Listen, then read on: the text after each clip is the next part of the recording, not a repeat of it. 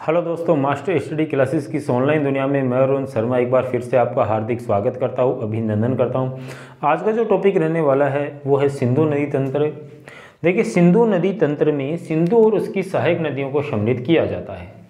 सिंधु नदी तंत्र में किसे सम्मिलित किया जाता है? सिंधु और उसकी सहायक नदियों को सम्मिलित किया जाता है। तो सबसे पहले मैं सिंधु नदी का आपको डायग्राम दिखा देता हूँ।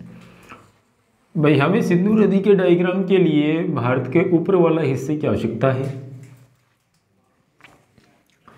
ये वाला जो हिस्सा है अपना, इसकी आवश्यकता है। अब सिंधु नदी का उद्गम यहां से होता है दोस्तों, और सिंधु नदी का उद्गम होता है ये चीन, भारत और पाकिस्तान में बहती हुई अरब सागर में अपना जल गिरा देती है। कहाँ पर? चीन, भारत, पाकिस्तान में बहते हुए ये अरब सागर में अपना जल गिरा देती है। तो ये आपके ध्यान रहेगा कि सिंधु नदी कितने देशों में बहती है? चीन, भारत और पाकिस्तान में बहती है। थोड़ा सा हम डायग्राम पे इसलिए ध्यान दे रहे हैं कि डायग्राम याद हो जाएगा तो आपको ये पता चल जाएगा कि सिंधु नदी में कौन कौन सी नदियाँ किधर किधर से संगम कर रही हैं, जो बहुत ही इंपॉर्टेंट है आगामी एग्जाम की दृष्टि से। देखिए, ये सिंधु नदी है। देखो, सिंधु नदी का उद्गम कहाँ से होता है? ये तिब्बत है, तिब्बत में है मानसरोवर झील।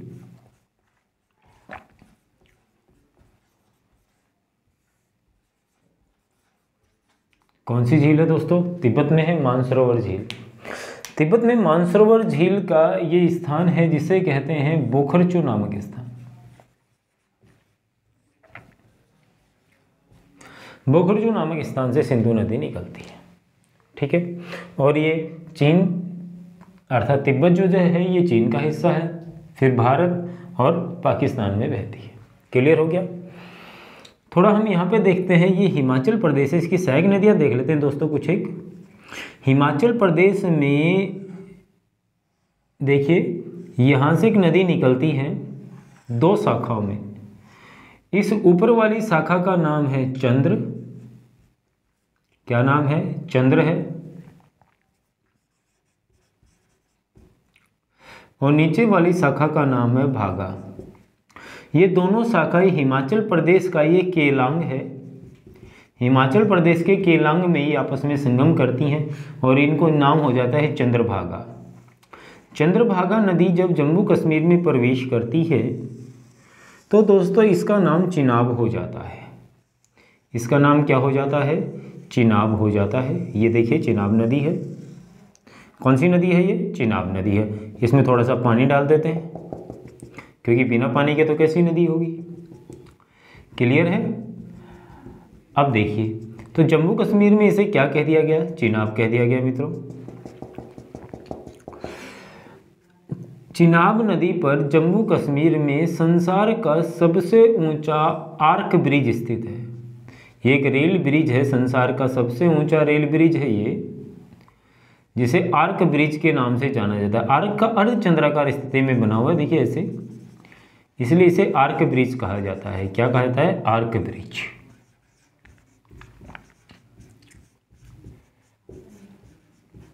क्लियर है? क्या है? आर्क ब्रिज स्थित है। अब देखिए, थोड़ा सा यहाँ से हमें एक और नदी की आवश्यकता पड़ेगी डायग्राम में। यह है अपनी शेषनाग झील।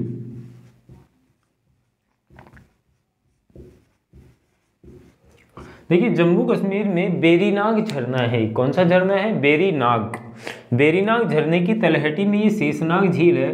और दोस्तों, यहाँ से झेलम नदी का उद्गम होता है।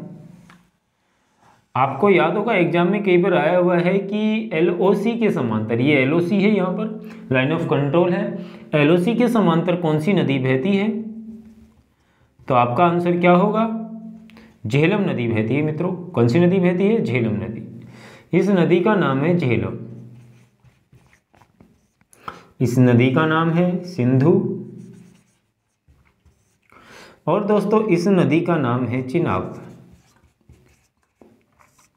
देखिए, आपको यहाँ पर यह भी ध्यान देना है कि जो झेलम है ये पाकिस्तान के झंग कस्बे के निकट, आपको ये याद रखना है, पाकिस्तान के झंग कस्बे के निकट चिनाब में अपना जल गिराती है दोस्तों। किसमें? चिनाब में अपना जल गिराती है। आपको ये विशेष रूप से याद रखना है, बहुत ही इंपॉर्टेंट क्वेश्चन है कि झेलम नदी कौन सी नदी में अपना जल गिराती है। तो पहला हो जाएगा चिनाब में अपना जल गिराती है। बेसिकली बच्चे सिंधु नदी करके आते हैं, लेकिन सिंधु नदी इसका आंसर नहीं होता है।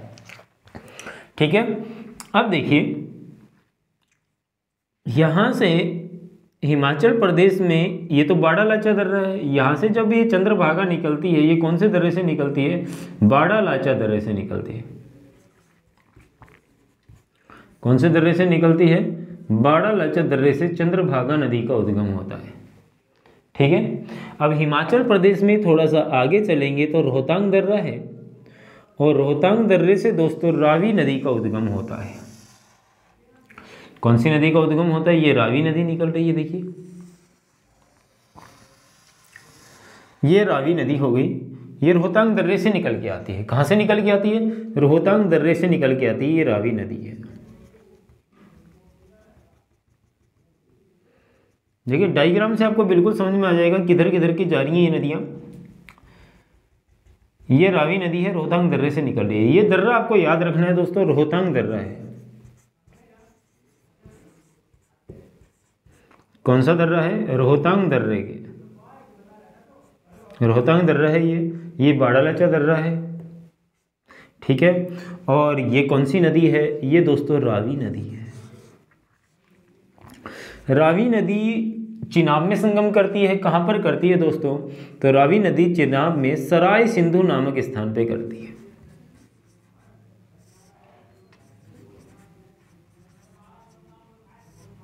कहाँ पे करती है? सराय सिंधु नामक स्थान पे संगम करती है। क्लियर हो गया? अब देखिए ये है एक राकसताल झील। ये कौन सी झील है? राकसताल झील। आपको याद रखनी है दोस्तों, ये बिल्कुल ही बहुत इंपॉर्टेंट है। राकसताल झील बेसिकली कोई तब आपको बता देगा कि उत्तराखंड में है, क्योंकि ताल से ज़्यादातर झीलें उत्तराखंड में है, लेकिन राकसताल जो है ये तिब्बत में पड़ती है। ठीक है, और यहाँ से हमारी सतलुज नदी का उद्गम होता है। ये देखिए ये सतलुज नदी है, ये राकसताल झील से निकल के आ रही हैं और सीधी जाकर पाकिस्तान के मीठन कोट के पास चिनाब के साथ मिलकर सिंधु में अपना जल गिराती है। चिनाब के साथ मिलकर सिंधु में अपना जल गिराती है। क्लियर हो गया? तो ये कौन सी झील है दोस्तों? इसमें थोड़ा सा पानी डाल देते हैं, आपको समझ में आ जाएगा कि भाई एक नदी है। कौन सी नदी है ये? आप बता सकते हैं। ये नदी है सतलुज नदी। सतलुज नदी वही नदी है दोस्तों जिस पर भाखड़ा नांगल बांध स्थित है। भाखड़ा नांगल बांध को ही पंडित जवाहरलाल नेहरू ने चमत्कारी विराट वस्तु की संज्ञा दी थी। ठीक है, तो ये सतलुज नदी है। चलो मैं यहाँ पर नाम लिख देता हूँ इसका। ये कौन सी नदी है मित्रों? सतलुज।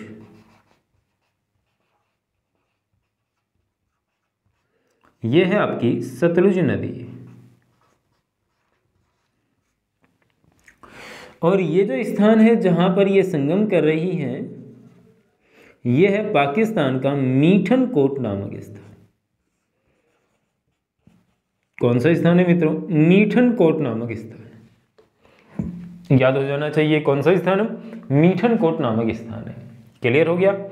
अब मित्रों हमें यहाँ पर एक चीज देखने की आवश्यकता है कि जो ये अपना रोहतांग दर्रा है, रोहतांग दर्रे के नीचे तलहटी में, तलहटी का अर्थ होता है नीचे, रोहतांग दर्रे की तलहटी में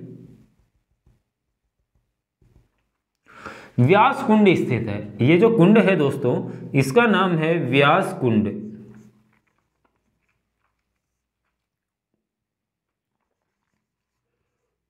क्या नाम है दोस्तों? व्यास कुंड स्थित है। और व्यास कुंड से एक नदी निकलती है मित्रों, और इस नदी का नाम है मित्रों व्यास नदी। क्या नाम है? व्यास नदी नाम है इसका। क्या नाम है बोलिए? व्यास नदी।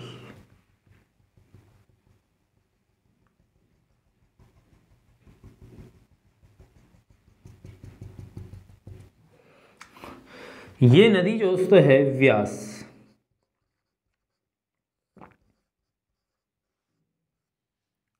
और ये व्यास कुंड है, और जहाँ पर ये संगम करती है यहाँ पर एक बैराज स्थित है। ये दोस्तों बैराज है एक, इसे कहते हैं हरिके बैराज।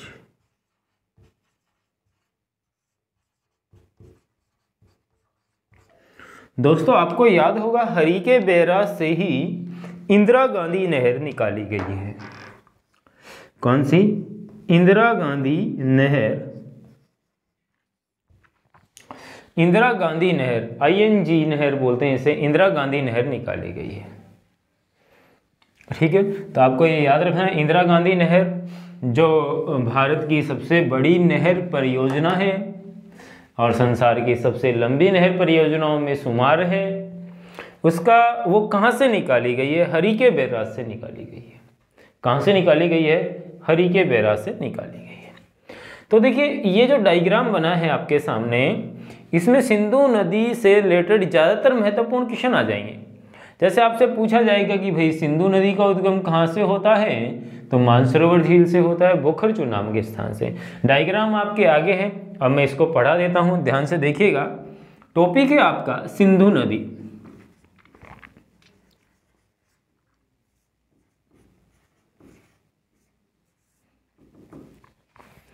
देखिए सिंधु नदी का जो उद्गम है वो कहाँ से होता है। अब मैं सारी डिटेल से लिखूंगा, थोड़ा सा आप लोग ध्यान दीजिएगा। तो सिंधु नदी का उद्गम यहाँ पे लिख रहा हूं, ध्यान दीजिएगा, गलती नहीं होनी चाहिए। सिंधु नदी का उद्गम होता है तिब्बत में मानसरोवर झील है दोस्तों।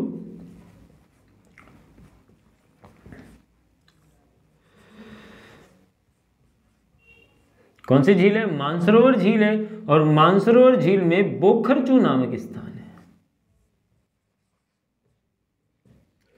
मानसरोवर झील के बोखरचू नामक स्थान से सिंधु नदी का उद्गम होता है। देखिए मैं आपको बता देता हूं,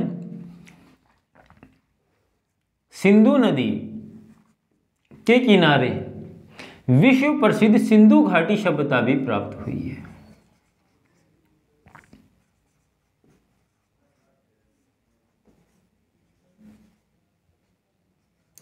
जिसे इंडस सिविलाइजेशन के नाम से भी जाना जाता है, जिसे इंडस सिविलाइजेशन, इंडस सभ्यता के नाम से भी जाना जाता है।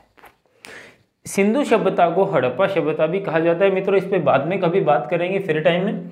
अभी अपन टॉपिक की ओर देखते हैं। जो सिंधु घाटी सभ्यता है, ज़्यादातर सिंधु घाटी सभ्यता के जो अवशेष मिले हैं दोस्तों, वो सिंधु व उसकी सहायक नदियों के आसपास ज़्यादातर यहाँ पर मिले हैं। इसके मतलब अपवाह तंत्र में या इसके जल ग्रहण क्षेत्र में ये क्षेत्र पाए गए हैं ज्यादातर। देखिए सिंधु नदी की लंबाई,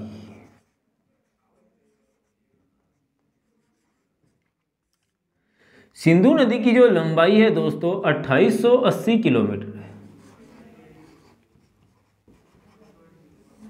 सिंधु नदी की लंबाई कितनी है दोस्तों? 2880 किलोमीटर सिंधु नदी की लंबाई है। आपको ध्यान रखिएगा कि सिंधु नदी की लंबाई कितनी है? 2880 किलोमीटर है। क्लियर है? अब यहाँ पर बात ध्यान देने की ये है कि जो सिंधु नदी है इसकी लंबाई कितनी हो गई? 2880 किलोमीटर। सिंधु नदी 3 देशों में बहती है दोस्तों। एक तो चीन में बहती है, तिब्बत में, एक भारत में बहती है, ये याद रखना है आपको, और एक पाकिस्तान में बहती है। सिंधु नदी और इसकी सहायक नदियों को पाकिस्तान की जीवन रेखा कहा जाता है दोस्तों। क्या कहा जाता है? पाकिस्तान की जीवन रेखा कहा जाता है। सिंधु और इसकी सहायक नदियों को क्या कहा जाता है? पाकिस्तान की जीवन रेखा कहा जाता है। दोस्तों देखिए पाकिस्तान संसार में सबसे बड़ी नहर प्रणाली वाला देश है मित्रों। वो पाकिस्तान जो है सिंधु नदी और इसकी सहायक नदियों का जल ही पीता है। बाकी सारा लगभग क्षेत्र इसके पास रेगिस्तानी है। सिंधु नदी जो है इसे तिब्बत में सिंगी खबान या शेरमुख के नाम से जाना जाता है। सिंधु नदी को सिंगी खबान या शेरमुख के नाम से जाना जाता है। मित्रों, किस नाम से जाना जाता है? सिंगी खबान या शेरमुख के नाम से कौन सी नदी को जाना जाता है? सिंधु नदी को। लेकिन सांगपो या सापू के नाम से कौन सी नदी को जाना जाता है मित्रों? तिब्बत में ब्रह्मपुत्र नदी को जाना जाता है। किस नदी को जाना जाता है? ब्रह्मपुत्र नदी को जाना जाता है। ध्यान दीजिएगा, सिंधु नदी जल समझौता, सिंधु नदी जल समझौता मित्रों 1960 में हुआ था। आपको ये याद रखना है, सिंधु नदी जल समझौता कब हुआ? 1960 में हुआ। कब हुआ बोलो? 1960 में हुआ। सिंधु नदी जल समझौता कब हुआ? 1960 में। क्लियर है? अब जो सिंधु नदी जल समझौता ठीक हुआ तो 1960 में हुआ। यह समझौता कौन कौन से, भाई सिंधु नदी तो 3 देशों में बहती है, लेकिन कौन कौन से देशों के बीच था? तो सिंधु नदी जल समझौता दोस्तों भारत और पाकिस्तान के बीच था।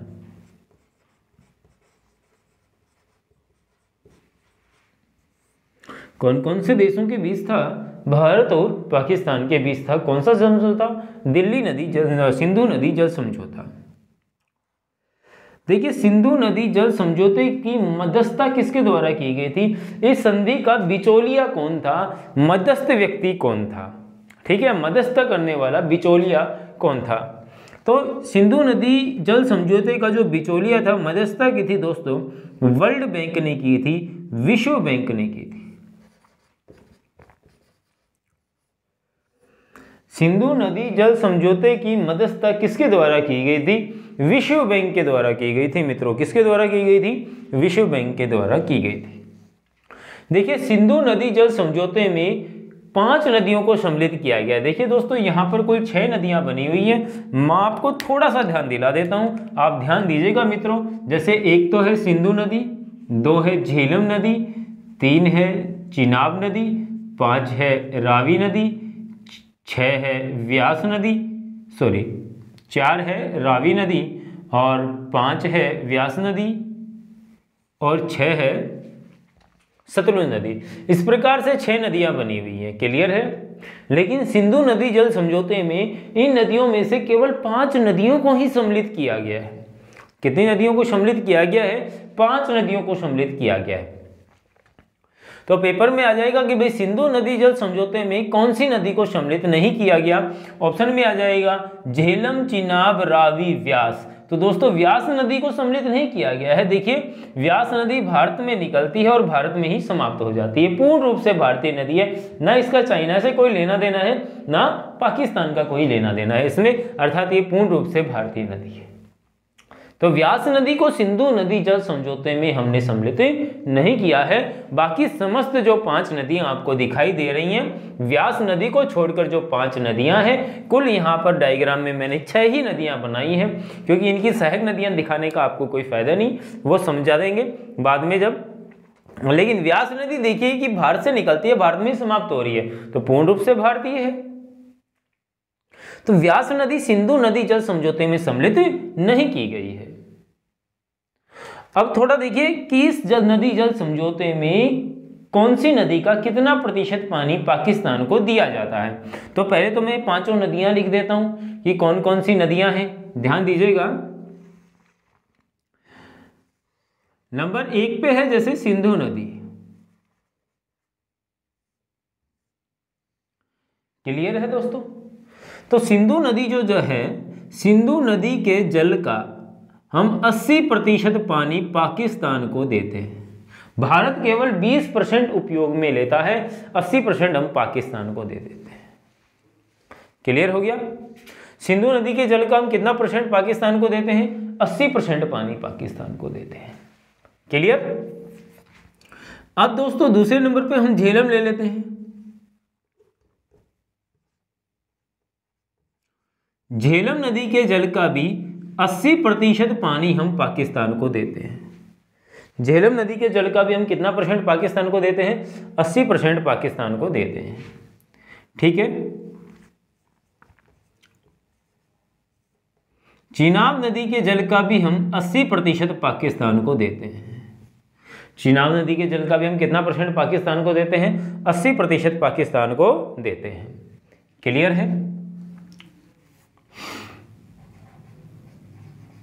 रावी नदी के जल का हम 20% पाकिस्तान को देते हैं। और दोस्तों सतलुज के जल का भी मित्रों हम 20% पाकिस्तान को देते हैं।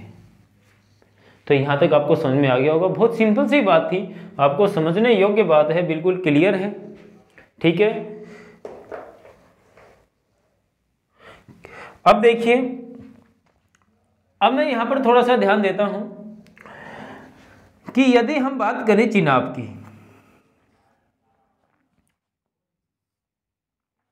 तो दोस्तों चिनाब नदी का उद्गम कहां से होता है? तो देखिए, चिनाब नदी का उद्गम हिमाचल प्रदेश में,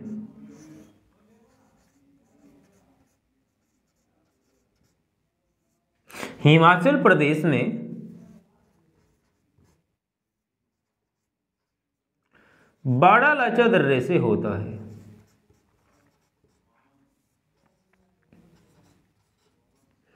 कहां से होता है? चिनाब नदी का उद्गम हिमाचल प्रदेश में बाड़ा लाचा दर्रे से चिनाब नदी निकलती है। तो चिनाब नदी का उद्गम कहां से होता है? हिमाचल प्रदेश में बाड़ा लाचा दर्रे से चिनाब नदी का उद्गम होता है। क्लियर है? अब थोड़ा सा यहां पे ध्यान दीजिएगा। चिनाब नदी सिंधु की सबसे लंबी सहायक नदी है। लिख देता हूं मैं यहां पे, चिनाब सिंधु नदी की सबसे बड़ी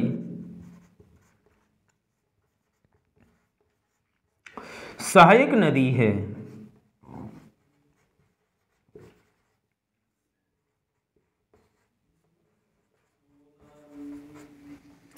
चिनाब नदी सिंधु नदी की सबसे बड़ी सहायक नदी है। तो सिंधु की सबसे बड़ी सहायक नदी कौन सी है? चिनाब नदी है। कौन सी है बोलिए? चिनाब नदी। सिंधु की सबसे बड़ी सहायक नदी कौन सी है?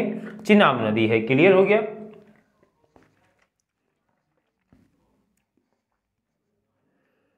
चिनाब नदी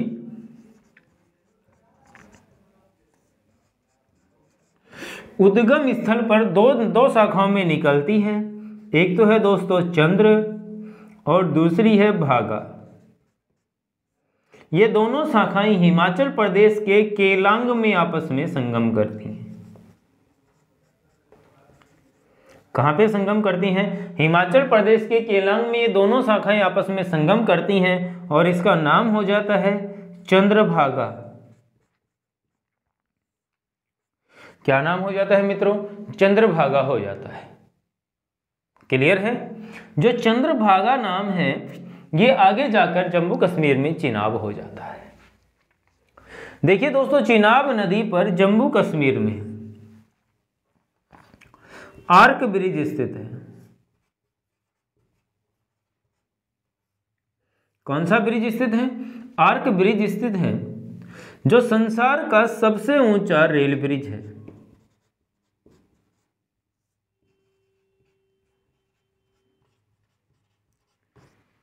सबसे ऊंचा रेल ब्रिज है। यदि इसकी ऊंचाई की हम बात करें कि सर इसकी ऊंचाई कितनी है, तो इसकी ऊंचाई है दोस्तों 359 मीटर, 359 मीटर। यदि हम इसकी लेंथ की बात करते हैं, लंबाई की बात करते हैं, तो 1315 मीटर अर्थात 1315 मीटर इसकी लंबाई हो गई, लेंथ हो गई। यहां तक समझ में आ गया होगा। देखिए, संसार का सबसे ऊंचा रेल ब्रिज जिसे हम आर्क ब्रिज कहते हैं, यह संसार का सबसे ऊंचा रेल ब्रिज है दोस्तों। ठीक है, इसकी जो ऊंचाई है, यहां ये वाली हाइट है, ये कितनी है? 359 मीटर है। और ये वाली लंबाई है, ये है 1315 मीटर। कहां पर है ये? जम्मू कश्मीर में है। कौन सी नदी पर है? तो कौन सी नदी पर है मित्रों, बताइए। आप नदी का नाम बता सकते हैं बिल्कुल, कौन सी नदी पर है? चिनाब नदी पर है। कौन सी नदी पर है? चिनाब नदी पर है। तो समझ में आ गया होगा यहाँ तक, बिल्कुल सिंपल सी बात थी, कोई कंफ्यूजन नहीं था, आराम से समझ में आ गया होगा। अब आगे देखिए, चिनाब नदी आगे बढ़ते हुए पाकिस्तान के मीठनकोट नामक स्थान पर, देखो मैंने ये बिल्कुल लिखा है यहाँ पर, मीठनकोट नामक स्थान पर किसमें संगम करती है? सिंधु में संगम करती है। अब यहां से देखिए झेलम नदी देख लेते हैं। झेलम नदी का उद्गम कहां से होता है? भाई ये झेलम नदी है, झेलम नदी का उद्गम शेषनाग झील से होता है। तो देखिए जम्मू कश्मीर में एक बेरी नाग झरना है। कौन सा झरना है? बेरी नाग झरने की तलहटी में स्थित शेषनाग झील से,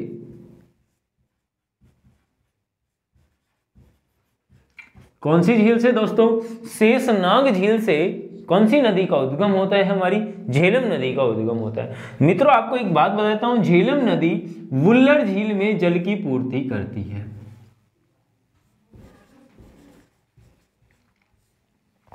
कौन सी झील में जल की पूर्ति करती है? वुल्लर झील में जल की पूर्ति करती है। दोस्तों वुल्लर बैराज परियोजना झेलम नदी पर है, तुलबुल परियोजना झेलम नदी पर है। क्लियर है? अब ये LOC के समांतर बहने वाली नदी है। झेलम नदी लाइन ऑफ कंट्रोल LOC के समांतर बहने वाली नदी है। लाइन ऑफ कंट्रोल के समांतर कौन सी नदी बहती है? झेलम नदी बहती है। मित्रों कौन सी नदी बहती है? झेलम नदी बहती है। यह पाकिस्तान के झंग कस्बे के निकट, झंग कस्बे के निकट किसमें संगम करती है? झंग कस्बे के निकट चिनाब में संगम करती है दोस्तों। अब इसके बाद देखिए रावी नदी है। रावी नदी का उद्गम कहां से होता है? तो रावी नदी, मित्रों रावी नदी का उद्गम हिमाचल प्रदेश में, HP लिख देता हूं समझ में आ जाएगा। वैसे हिंदुस्तान पेट्रोलियम नहीं है, ये हिमाचल प्रदेश है। हिमाचल प्रदेश में रोहतांग दर्रे से होता है।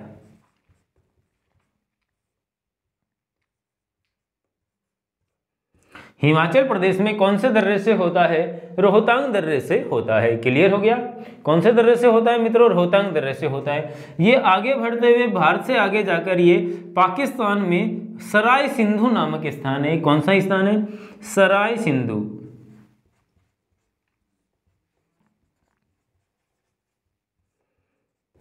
सराय सिंधु नामक स्थान पर किसमें अपना जल गिराती है? तो सराय सिंधु नामक स्थान पर चिनाब में अपना जल गिरा देती है दोस्तों। अब इसके बाद मैं पहले मेन नदी ले लेता हूं, सतलुज नदी। तो देखिए दोस्तों ये है सतलुज नदी का भाग।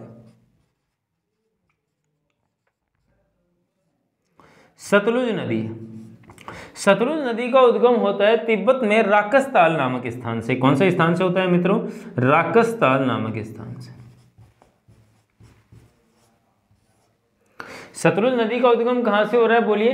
राकसताल नामक स्थान से हो रहा है मित्रों। कहां से हो रहा है? राकसताल नामक स्थान से हो रहा है। सतलुज नदी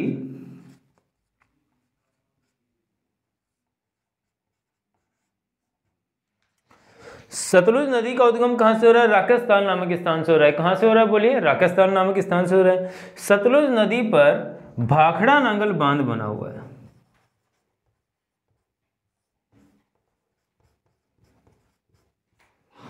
भाखड़ा बांध को पंडित जवाहरलाल नेहरू ने चमत्कारी विराट वस्तु की संज्ञा दी थी दोस्तों। भाखड़ा नांगल बांध 226 मीटर ऊंचा है। यह संसार का सबसे ऊंचा गुरुत्वीय बांध है दोस्तों। क्या है? गुरुत्वीय बांध है, आपको याद हो जाएगा। सतलुज नदी पाकिस्तान के मीठनकोट नामक स्थान पर चिनाब में अपना जल गिराती है। कहां पर अपना जल गिराती है? चिनाब में अपना जल गिराती है। इसके बाद हम लेते हैं व्यास नदी। देखिए व्यास नदी का जो उद्गम होता है रोहतांग दर्रे की तलहटी, तलहटी का अर्थ होता है दोस्तों नीचे, रोहतांग दर्रे की तलहटी में स्थित व्यास कुंड से होता है। कहां से होता है? व्यास कुंड से होता है। यह नदी हरिके बैराज के पास सतलुज में अपना जल गिरा देती है। और हरिके बैराज से दोस्तों मैंने क्या बताया था? भारत की सबसे बड़ी नहर परियोजना इंदिरा गांधी नहर परियोजना निकाली गई है। तो मैं आशा करता हूं कि आपको जो ये सिंधु नदी तंत्र है आसानी से समझ में आ गया होगा। एसएससी सीजीएल लेवल तक का मैंने मैटर यहाँ पर आपको दिया, बहुत इंपॉर्टेंट क्लास थी। इसी प्रकार की क्लासें आपको भी लगातार मिलती रहेंगी, बिल्कुल समझ में आया होगा। मास्टर हिस्ट्री क्लासेस की पूरी टीम आपका मंगल भविष्य की कामना करती है। धन्यवाद।